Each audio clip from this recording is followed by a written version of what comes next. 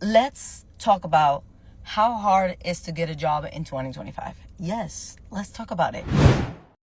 I've applied to over 100 jobs off of Indeed, Handshake, my university's job board, and guess how many jobs I've gotten? None. Wow. Like, what a privilege it must be that you don't have to work and you're able to raise your kid. The job market right now is so trash that you might as well just stay at that shitty job that you hate until you get like another job locked in. The job market is finally looking up. There are so many roles that have been posted just in the past few days, but the catch is they're all in office. I'm barely even seeing hybrid jobs anymore. The 2025 job market is a nightmare, and TikTok is furious. From ghost job postings to endless rejections, we're breaking down the rants you need to hear. Let's start with the first rant. Let's talk about how hard it is to get a job in 2025. Yes, let's talk about it. This is all over the place. I've seen people all over the place, and I am going to put my input into this because I am freaking annoyed of having to apply to so many places, having to talk to so many people, and at the end, they don't actually want you to work in there. They don't actually call you. They call you to waste your time. I've been to so many interviews already this week, and none of them have sent me home with something positive, with, yes, you got the job. Nice to meet you. Why? Like, you might be wondering, why? Why? I feel like I am the perfect individual. I went to school. I am somebody that's educated. I have my medical assistant, can get a job in that field. I am a business management, studying for to be a business management. I know about social media, content creation, and all that stuff. And I can't get a job. Like, why? You might be wondering why. I don't know. It's just so annoying. I'm at my second interview today. It's barely 11. This is my second interview. My first one was a leasing agent position at a complex apartment. Everything was good. We kicked it off very good. I mean, the girls were nice. I left under the impression that I was going to get the job. They told me, we have to interview people because it's part of our jobs. I understand. So in the back of my mind, I'm thinking, so you have to do it, but you're not interested in me and what I bring to the table? Like, what would you call me? What would you set me up? Like, you are trying to waste my time by any chance? This is just annoying. It's just annoying. It has to stop. Like, the job market is just horrible. It's crashing. It has been the worst ever. This is my second interview. I am at a dealership, so hopefully I can get this one. So I don't know. I need money. I need a job. I need to pay for my bills, my expenses. How am I gonna do it if I can even get the job? Like, I just don't get it. I don't get it. This is the amount of times I have applied on online websites, like ZipRecruiter, Indeed, LinkedIn. I've been everywhere. I've talked to so many people, and I have submitted so many applications. And out of those 62, 63, 65 applications that I've sent, maybe like 10 of them have replied. Like, what are we doing again? Either jobs don't want to pay you what you're worth because they know that you're studying, or like this lady told me, we're just doing this because it's part of the job and we need to do it. Like, you're not really interested in me as an individual and what I bring to the table and how I can better this job. Like, it's just ridiculous. Honestly, if you have a job in 2025 and you like your job, please leave it down in the comments, because I need to know what you did and how you did it, because I don't know what else to do. So, yeah.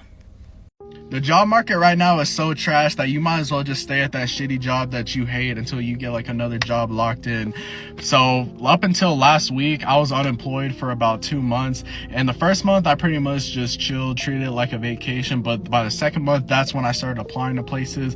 And I applied to about 10, 15 different places. And out of those 15 places, I heard back from maybe only 1 or 2 places. The rest, I didn't get no call, no emails, nothing. And when I had a job, I would see people come on here all the time talking about the job market's shitty, that it sucks. And I really thought they were just talking. I didn't think it was true until I actually was unemployed and was looking for jobs. That it hit me. It was like, damn, bro, they really ain't lying. The job market really fucking sucks right now. L.O. Baby Dalen just applied to 63 jobs and got ghosted harder than a Tinder date who saw your student loan debt. Sis got 2 interviews in 1 day and still know you're hired. Just we're still interviewing others like it's The Bachelor. She's got degrees, skills, energy, and vibes. What more do you want, her blood type? Aegis Pyrrhic dealing. Thought job hunting was a game until the game hunted him. He chilled the first month, applied the second, and still didn't hear back from 90% of them. Not even a rejection email, just silence. Like the hiring manager got raptured mid-process. On September 11, 2024, I crashed and totaled my car in the early morning, like 1 a.m. That same day after getting back home, I printed out 20 resumes and walked in my surrounding area, handing out, I believe, 10 of them with all great feedback. It's now almost February of 2025, and I've sent out over 200 applications, if not more. That's not counting walking in person the at least 5 times that I've done so to surrounding areas, which I've singled out on Google Maps, wherever they may be, and going on my maps so many times, finding every intersection, the quadrants of stores and food companies, and applying to every single one of them, if not sending them an email if they don't have an application. Over this time, I've had 4 interviews, 1 at Chipotle, 1 at Starbucks, and other places of which nothing has happened. And it isn't like I don't have experience. I worked at 3 places, 2 of which were at the same exact time, mornings and nights, every single day, literally for 3 months. That isn't counting being a private lifeguard and doing acting jobs whenever that comes up, as well as whatever else in entertainment. I'm a really great speaker, and I'm aware of that. I'm genuine and empathetic, and I try to express that in interviews, and yet I just can't seem to do anything with this. Maybe it's because I'm in LA, I don't know, but it just utterly baffles me to then see the people that they hire, and just generally when walking into any store and just being absolutely ignored or whatever by customer service. I mean, they won't smile, they won't look at you, they just will ignore you. And it's not like these are any specialized places that I'm applying to. They are baseline, and it's been so long. The other day as well, I was doing another walk through, and multiple Asian-owned businesses immediately, when I walked in and said a few words, they immediately, counted me out and told me to leave, which is understandable. But at the end of the day, that's racism. Because it's happened at Mexican-owned businesses as well, and that's what I am. It sucks as well, because when you tell someone, what you're stressed about and how you just simply can't find a job, they give you advice to it, as if you haven't been trying, as if you haven't done anything to it yet, and as if it's an easy, simple 3-step process. I go to a gym, and the pool has been closed for 2 days when it shouldn't have been. I don't know why, but there's a sign that says no lifeguard on duty. So I just went to the front. I was going to ask about it, and there are 3 employees at the counter, and I was the only person waiting. They looked at me and looked back. I was standing there just not getting help because 2 of them were talking to a student about whatever, while knowing that I was right there. And then the other girl, bless her heart, I think she just didn't know if I needed help. The very car that crashed, I paid for with all of my money, which totally depleted my savings, but that's what I was working for in San Diego for all of those jobs. It's now been 6 months almost since that day, the very day of which I had the idea to walk around and apply to everywhere in my surrounding area. At this point, I don't know what else to do. And I don't know how, hiring managers do their job, because, who are you hiring? Like, these people don't care, like, genuinely. I don't even know anymore. I don't know what to say. It's quite a joke.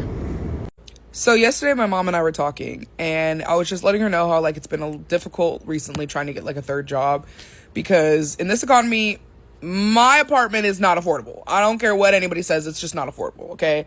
And so she was telling me, she was like, have you applied here? Have you applied here? Have you applied here? I was like, I've applied to literally everything under the sun. I've applied to places that I never even thought that I would even walk into, right? She goes, maybe you need to change your first name. So my first name is Jayliana. She's like, maybe you need to just put J, because maybe they'll think you're a guy and want to talk to you. Or maybe they're like, maybe her name's too ethnic, I don't know how to say it. And maybe they're just like, we don't want to hire a person of color because of, obviously, what's going on in this world right now. And it just made me go, wow. Like, my own mother, who obviously named me, to have to tell me that I'm probably going to have to change my name on a resume because she's like, yeah, with what we got going on right now, you're probably not going to be able to get another job. Not to say that that's the one reason, but the fact that she even said that that might help is just like, what the is going on? Like,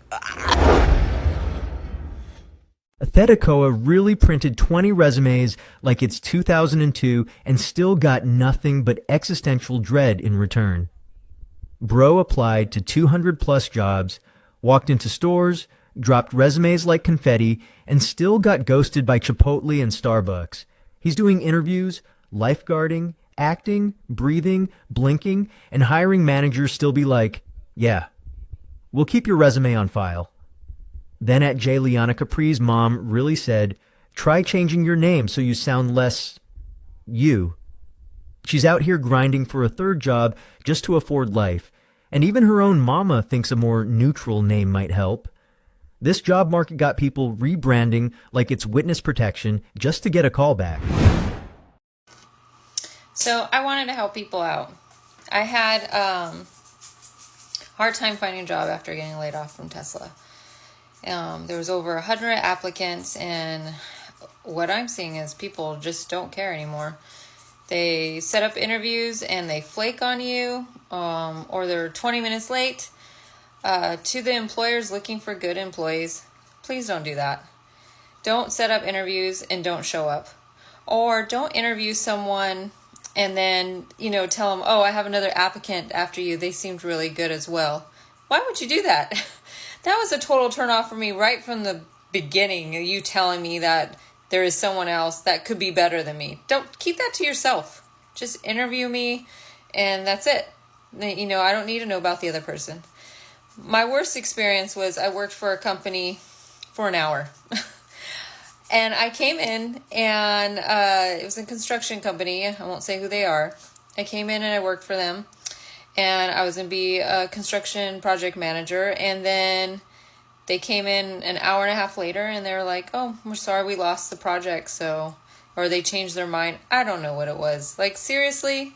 Like, make sure you have stable work for someone. Don't give me this like, oh, this happened and I'm sorry. I came in there, I drove an hour to go to work just to be told, oh, I'm sorry. Either we probably fucking decided to change our mind because we couldn't afford you. Everyone's trying to lowball right now. It's very expensive to live in California, no matter where you live now. Rent for one-bedroom apartments $2,200. And then you got gas almost, $5. So, we don't need to be, how do I say it, dicked around. Just make sure you hire someone, you have work for them. You don't just say, oh, and make sure everything's set. All your contracts are signed, everything's set to plan. That you have enough work for someone. They don't just come in for an hour and then you say, peace out. Because I had to turn down other offers that could have potentially been really good for me. So that was very upsetting. I did 10 minutes later after that happened get a better offer. And thank God for that. God's looking over me and my family. But the people that are looking for a job and you want to stand out, I was trying to put my head together and trying to figure out, well, how can I stand out of these 100 people? Well, I'm going to give you guys heads up so it can help you out, and I hope it does. I put a PowerPoint together, and if you don't have PowerPoint, the library, your city library has PowerPoint. And I put a presentation together with slides explaining the valuation of projects I worked on, an introduction of like what projects I've done and, you know, where I worked and what I'm looking for, to also what software I use and what I used it for. And then at the end, I closed it out with a little bit about myself, hobbies, and I started getting a lot of replies after I put that together. That was an extra thing I decided to put with my resume and my letter of recommendations. And I had a total of 3 offers, and I was getting more calls and more interviews. So I'm hoping whoever's watching this, that this helps you out if you're looking for a job, because it's really hard out there. And some of these employers are ridiculous. They are. It's almost, you know, to be honest, it's almost like going on a date. Like, I'm sure some of you women in your 40s like myself know that dating sucks. And I have a boyfriend now, and it's been, you know, I've been with him 6 months. But dating before was like looking for a fucking job. Like, you know, they're flaking on you, or they tell you one thing and then they say another. That's what I was running into looking for a job. I was like, am I on a dating site? It's like, it's crazy, ridiculous. So, yeah, just hopefully this helps someone, this video, and prayers to whoever's trying to find a job, because, you know, we got to support ourselves and support our families. And it's not all about college degrees either, you know. So a lot of people like myself have 20 plus years experience in the construction industry, and I'm sure there's a lot of people out there like me that have a lot of experience. So hopefully this helps someone. And to the employers, please do better. Don't do this to people. You know, we're already struggling I've lost track of how many interviews I've had. It's like I need to get a journal to start writing everything down. Like, just don't do that to people. Like, we're trying our best and to stand out, and, you know, out of 100 people, it's almost like I'm casting for a movie. So, appreciate you listening. Thanks. This may be an unpopular opinion, and I really hope that it doesn't have to be, but I was scrolling my FYP earlier, and this post popped up with this mom that was like, this might upset some people, but I'm a mom 24/7. I don't let my grandparents or nannies raise my kids. And I sat back and I was like, wow, like, what a privilege it must be that you don't have to work and you're able to raise your kids, because not everybody has that option. Because number one, we all know how rough this economy is. And actually, before I became a stay-at-home mom, I was a working mom. And before that, I was always a working mom. Even as a single mom, I never had this option. And even like right now, it's still really hard for me being a stay-at-home mom and bringing in an income. And then number two, not everybody has like a village of people around them to help with their kids, so they have to go to work. And honestly, the whole like, I'm a mom 24/7, we're moms 24/7 no matter what, even when we're away from our kids. And honestly, a lot of moms, especially being a stay-at-home mom, we need that like mental health break away from our kids. And as somebody that suffers from postpartum depression, anxiety, and rage, it's been really hard for me at times to ask for help. And there's been times when my mom has offered, she's like, hey, do you want me to take the baby for a couple days so you can just like rest, because she knows how like overwhelmed and overstimulated I get. And it was really hard for me in the very beginning, but honestly, a few months ago, I let her take him for a couple days, and it honestly was so nice. I was able to get stuff done around the house uninterrupted. I was able to sleep like uninterrupted. And so I feel like it's just a really weird take on the whole situation, because we're all moms 24/7, and honestly, we're doing the best for our kids in this economy. And I don't know, it really just rubbed me the wrong way. Like, you're just essentially putting moms down that have to go, like I said, have to go to work. Like, when I was a single mom, I had to go to work. My son had to literally be in daycare so that I could work and provide an income for me and him. Like, I just don't get it. Like, it's 2025. Can we just stop mom shaming already? A Chelsea's Myth 3 just got mom shamed by a lady who thinks parenting is a competitive sport.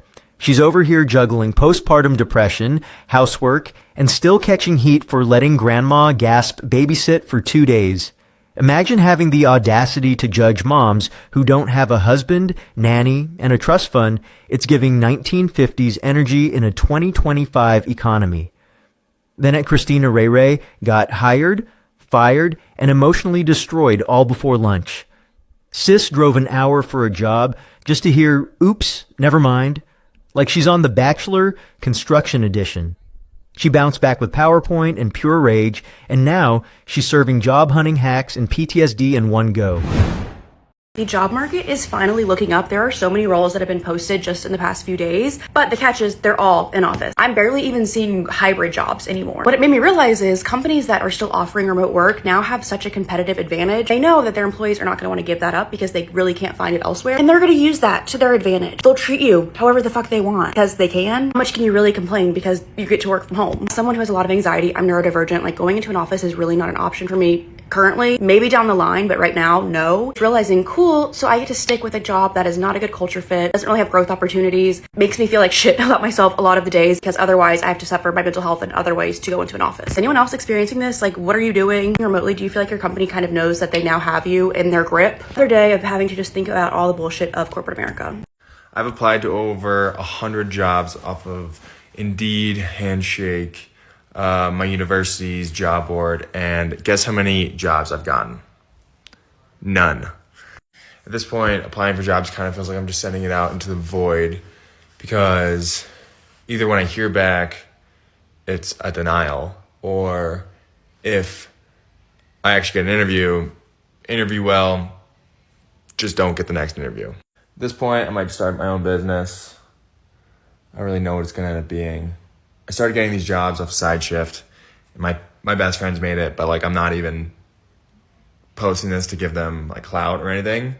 But there's so many creator jobs on there that are so easy, and I've legitimately had amazing success with them. And so I'll kind of check back a week or two, let you know how those jobs are going, but probably check those out if you're looking for a job.